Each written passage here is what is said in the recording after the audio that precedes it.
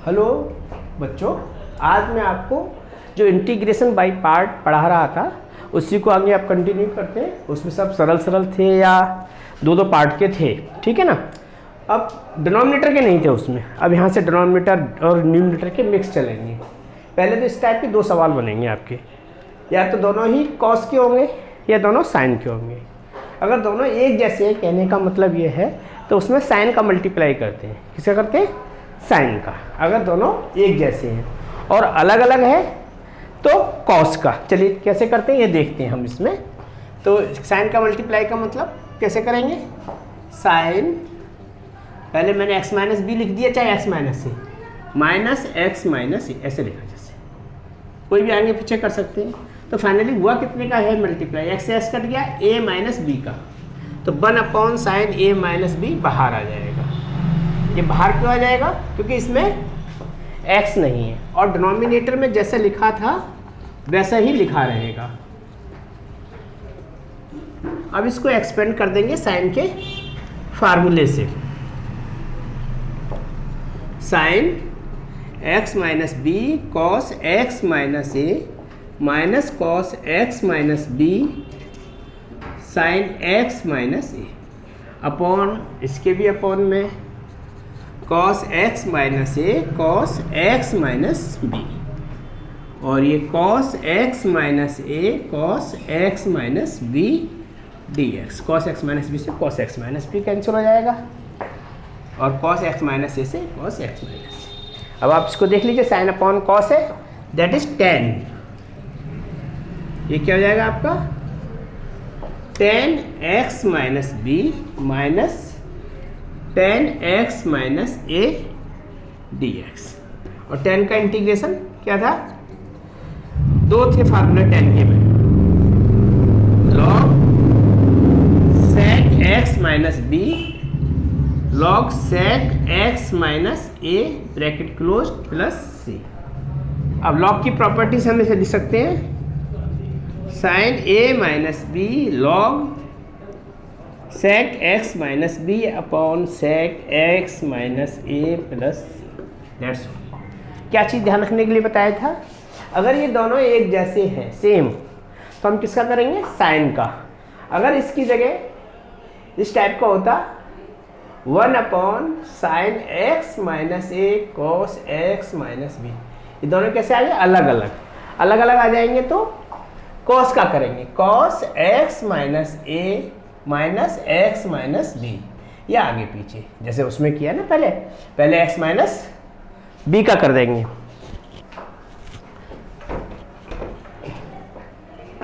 Cos x minus B और x minus a, denominator में क्या आ जाएगा?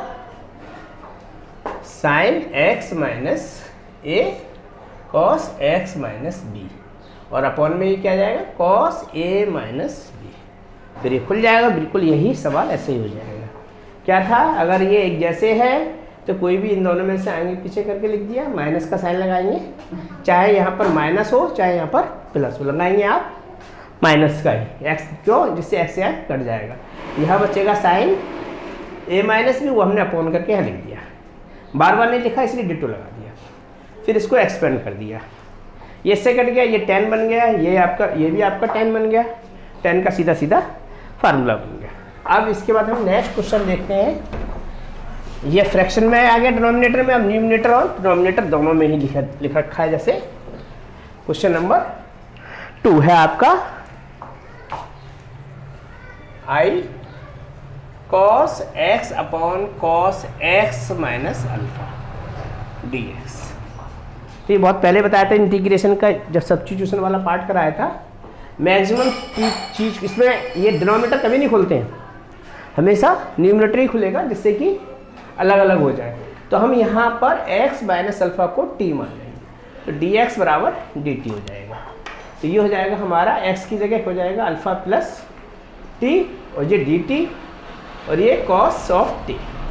ना एक्सपेंड कर देंगे इसको, cos alpha cos t minus sine alpha sine t whole divided by cos t, और ये D T.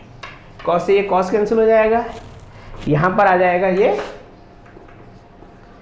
Cos alpha sine alpha ten of T और डी टी।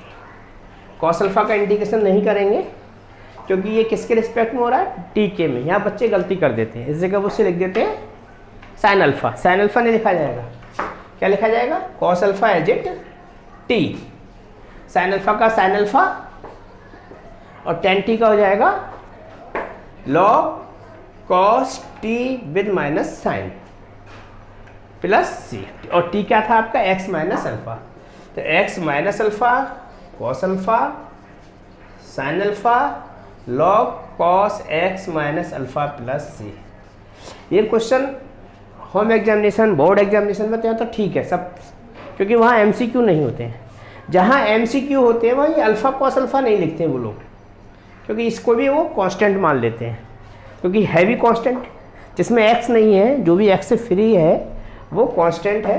तो यहाँ लिखा जाएगा x cos alpha sine alpha log cos x minus alpha, और यहाँ पर वो सिर्फ C1 कह देते हैं, ठीक है। और ये हो जाएगा आपका C2, चाहे यहाँ C कह दो यहाँ C2, लिख दो वेयर C2 बराबर C1 plus C1 minus alpha cos alpha. ये आपका इंटीग्रेशन हो गया। कोई से भी हो जी, जरूरी नहीं कॉस हो कॉस साइन हो साइन कॉस हो। इस टाइप का जो डिनोमिनेटर बड़ा है, दो टर्म का है, वहाँ पर ऐसा ही किया जाएगा। नेक्स्ट क्वेश्चन लेते हैं, क्वेश्चन नंबर 3 साइन 2x। जैसे आपने देखा होगा हर सवाल में ट्रिग्नोमेट्री का बड़ा यूज है, और जब फर्स्ट ईयर की या ट्रिग्नोमेट्री की मेरी क्लासेस थी तो उसमें मैंने बहुत अच्छे से बताया था कि ट्रिग्नोमेट्री हर जगह है मैथमेटिक्स में, that is a backbone of mathematics, इसके बगैर नहीं होगा। इस टाइप के जो सवाल आएंगे, ऊपर भी ट्रिग्नोमेट्री नीचे भी और नीचे भी डबल, तो वो कहीं ना कहीं उनका कोई ना कोई ट्रिक लग रही होगी। ट्रिक क्या है, यहाँ अगर हम ध्यान से देखें तो 5x और 3x इनका या तो एडिशन ऊपर लिखा होगा या सब्ट्रैक्शन। मैंने ये सब्ट्रैक्शन वाला लिया है, चाहते तो यहाँ पर 8x भी लिख सकते थे। कैसे, साइन 5x माइनस 3x, ये ट्रिक हो गई इसकी। साइन 5x और साइन 3x। अब आप इसको एक्सपेंड कर देंगे साइन ए माइनस बी का फार्मूले से। क्या होता है, sign A cos B minus cos A और साइन बी। फिर ये डिनोमिनेटर में सबके में अलग अलग।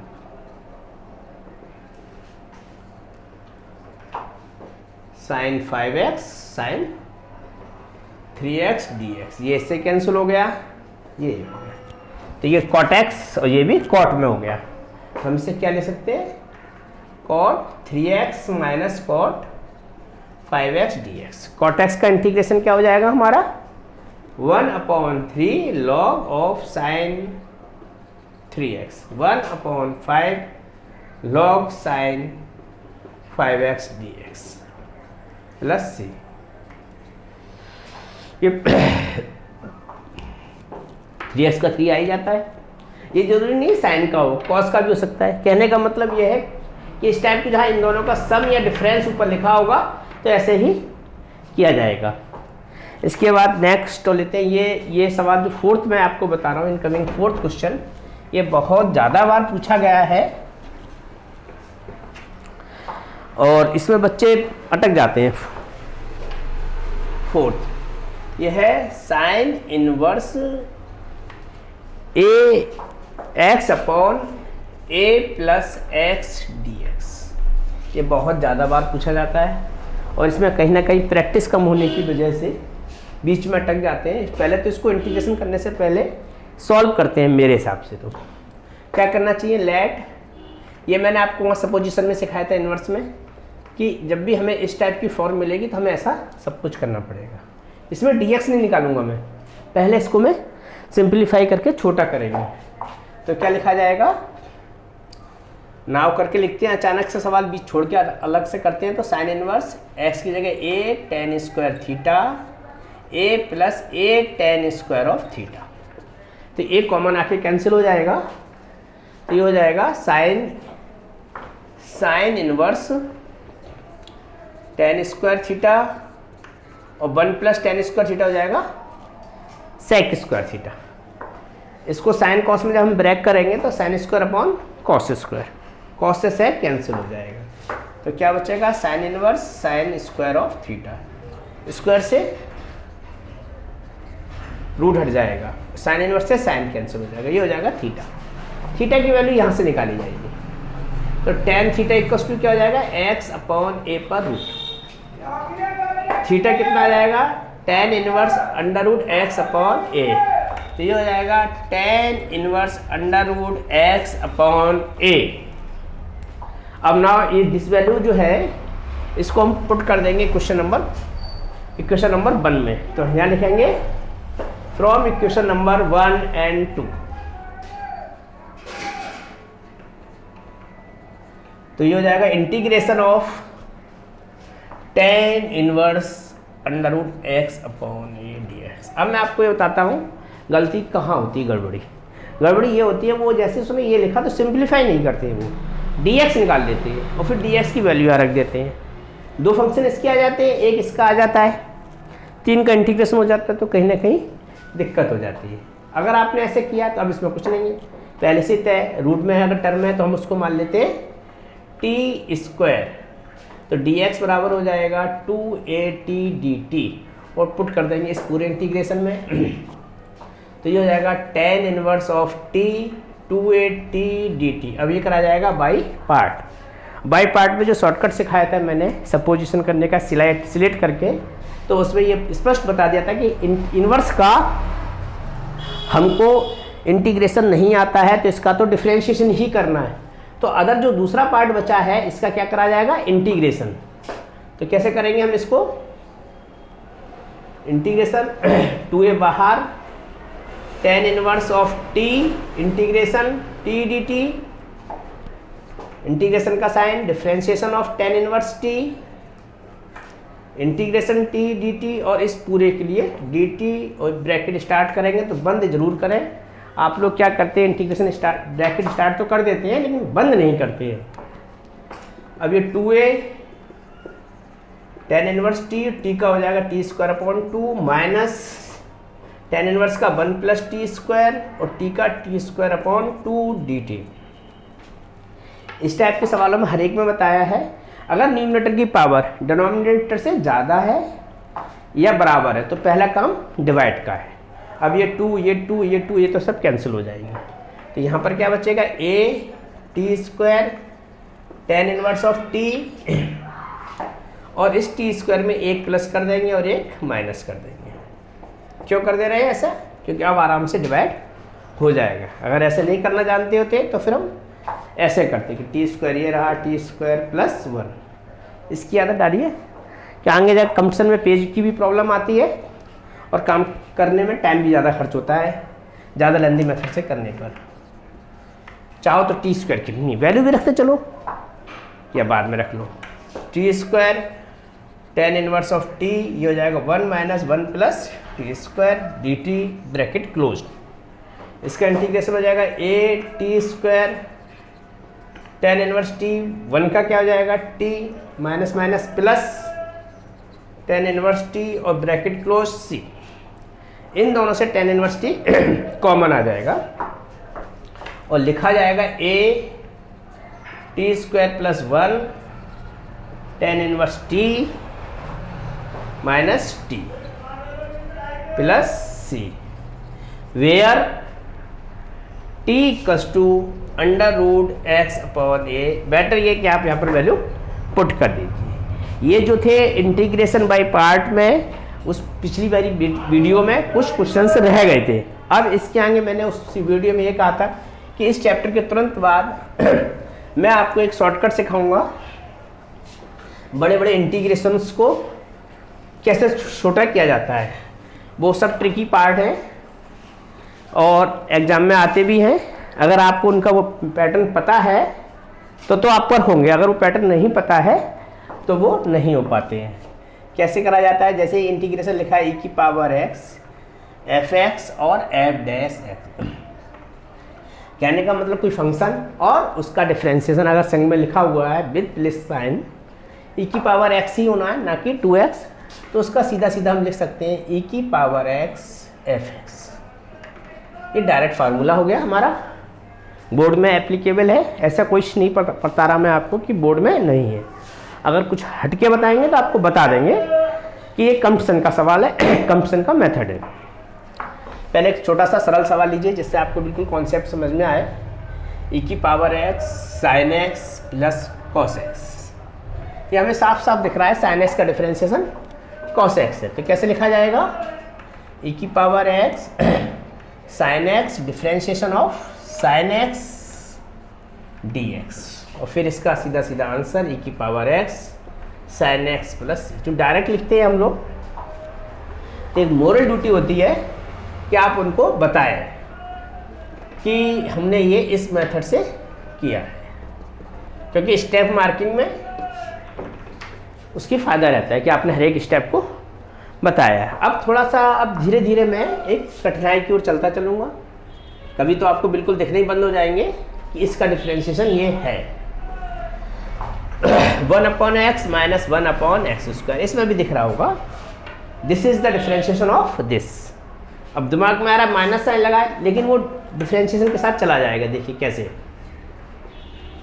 1/x और डिफरेंशिएशन ऑफ, इसका जो डिफरेंशिएशन होता है ना वही तो माइनस के साथ आता है, तो वो माइनस में सेट हो गया। तो यहाँ सीधा सीधा इसका भी आंसर हो गया e की पावर x/x प्लस c, और इस बात को फिर से यहाँ भी मेंटेन करना पड़ेगा। अब थोड़ा सा और देखते हैं, क्वेश्चन नंबर 3, e की पावर x, e की पावर x के साथ यहाँ लिखते हैं हम, या e की पावर x को हटा के लिख दें 2x, क्योंकि e की पावर x तो बहुत कुछ समझ में आने ही लगा है हमें।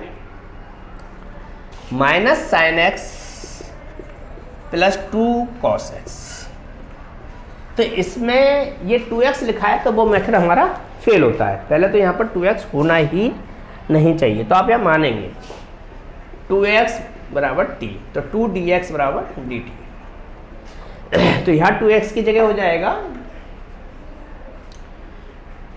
t, और 2 का ये अपॉन में आ जाएगा dx के साथ, माइनस साइन s की वैल्यू आ जाएगी t/2 और 2 cos t/2। अब आप देखिए कौन किसका डिफरेंशिएशन है, इसका इसका डिफरेंशिएशन ये है। डिफरेंशिएशन में हाफ मल्टीपल में आता है, यहाँ हाफ नहीं आया बल्कि 2 आ गया, तो इस हाफ को आप पहले अंदर मल्टीप्लाई कर दीजिए। जैसे ही ये हाफ अंदर ले जाएंगे तो मेरे ख्याल से आपको समझ में आने लगेगा कि आखिरकार हो क्या रहा है। cos t/2 minus half sine t/2। देखिए ये अगर मेथड हमें क्लियर नहीं होता तो आप यकीन मानिए कि हम फंस तो गए थे एक बार इस सवाल में। दूसरा, ये प्रैक्टिस नहीं थी, समझ में ही नहीं आता कि भाई ये लगेगा कैसे, ये कैसे लगेगा कि अगर यहाँ पर e की पावर x के अलावा कुछ भी है, 2x 3x x² x³, पहले तो उसको t मानिए, जिससे कि हमारा ये इस टाइप का एक फार्मूला बन जाए। तो ये हमारा यहाँ फार्मूला बन गया। अब यहाँ पर फिर प्रॉब्लम देने लगा, हम ढूंढते हैं डिफरेंशिएशन, लिखा क्या है इसका इंटीग्रेशन, तो ये 2 जैसे ही अंदर लेके गई ये हमारा डिफरेंशिएशन बन गया। अब ये क्या है, e की power t cos t/2, this is the differentiation of cos t/2 dt। अब ये हो जाएगा e की power t cos t/2 plus c, और t की जगह आ जाएगा हमारा 2x cos x plus c, और यहाँ 100% बताएंगे कि भाई हमारा इस फार्मूले का हम इस्तेमाल कर रहे हैं।